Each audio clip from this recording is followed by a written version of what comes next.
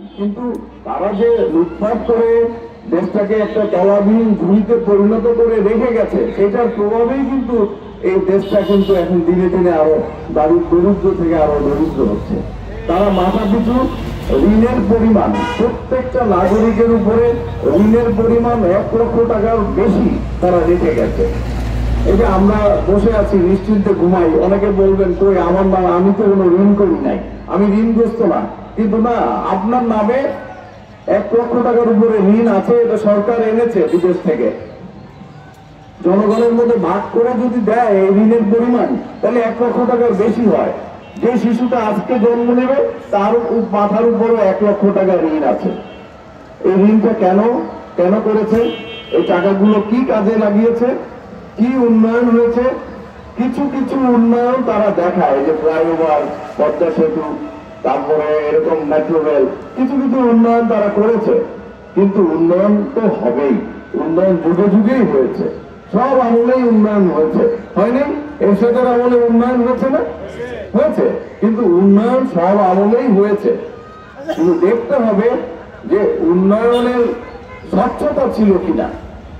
কোন স্বচ্ছতা ছিল না। এই পদ্মা সেতুতে 10,000 কোটি টাকা ব্যয় হওয়ার কথা, এটা বিএনপির আমলে এস্টিমেট করা হয়েছিল, এবং বিএনপির আমলে ভিত্তিপ্রস্তর স্থাপন করা হয়েছিল, সেখানে এস্টিমেট করা হয়েছিল 10,000 কোটি টাকা লাগবে। সেই পদ্মা সেতুতে তারা 30,000 কোটি টাকার বেশি খরচ দেখিয়েছে।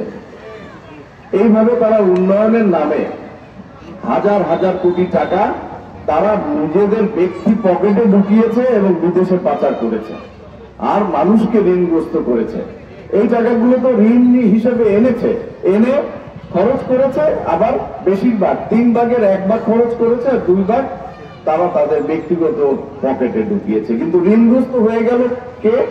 ঋণগ্রস্ত হয়ে গেল জনগণ, ঋণগ্রস্ত হয়ে গেল আমাদের দেশ। তাহলে প্রয়োজন কি? একটা ন্যায় ভিত্তিক, একটা সততার মধ্য দিয়ে একটা দেশ পরিচালনা করা, যেটি জিয়াউর রহমান সাহেব করেছেন, খালেদা জিয়া করেছেন ন্যায়ভাবে।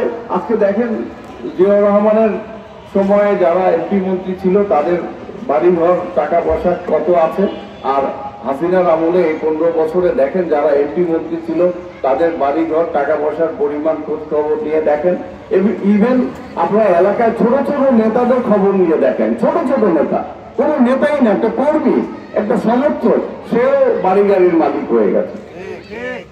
অথচ আমাদের সাথে এই যে নেতা কর্মীরা 40 বছর যাবত এই রাস্তায় ঘুরতেছে, কার বাড়ি ঘর, কার আছে টাকা পয়সা, অডেল টাকা পয়সা কে কামিয়েছে, জনগণই তো এটার বিচার করবে।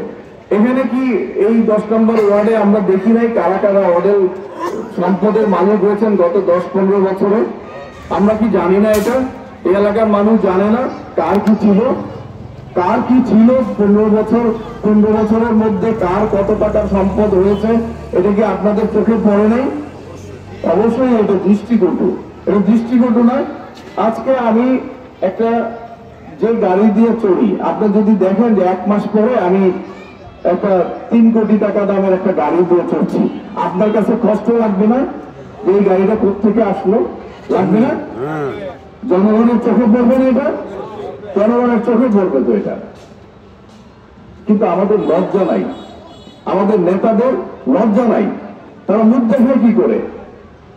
যে 1 বছর আগে ঠিক মতো 3 বেলা বাজার করতে পারতো, 3 বেলা খেতে পারতো না, সে এখন গাড়ি, বাড়ি, অনেক সম্পদের মালিক হয়ে গেল। কিভাবে হয়ে গেল?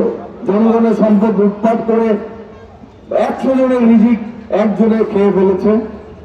কিন্তু এইগুলো আর করতে দেওয়া যাবে না। আগামীতে রাজনীতির নামে এই সমস্ত নেতিবাচক কর্মকাণ্ড আর করতে দেওয়া যাবে না।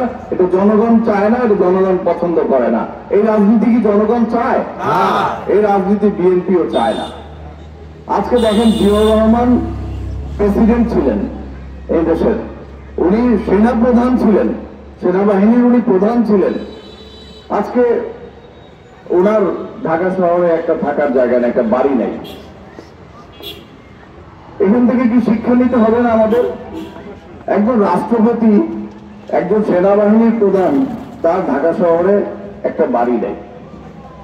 উনি যখন মারা গেছেন তখন ঢাকা শহরে দেশনেত্রী বেগম খালেদা জিয়া যে কোথায় থাকবেন, সে থাকার একটা জায়গা বা বাড়ি ছিল না। তখন সরকার তাকে একটা বাড়ি দিয়েছিল, ক্যান্টনমেন্টের যে বাড়িটা জিয়াউর রহমান থাকতেন, এই বাড়িটাই পরবর্তী সরকার প্রধান তখন যিনি ছিলেন আব্দুল সত্তার সাহেব, তখন এইটা খালেদা জিয়াকে লিখে দিয়েছিলেন। সেই জায়গাটা হাসিনা কি করেছে, সেই জায়গাটা হাসিনা এই যে রাষ্ট্র ক্ষমতা থাকা অবস্থায় সেই বাড়িটা তিনি নিয়ে গেছেন, খালেদা জিয়াকে এক কাপড়ে বাড়ি থেকে বের করে দিয়েছেন।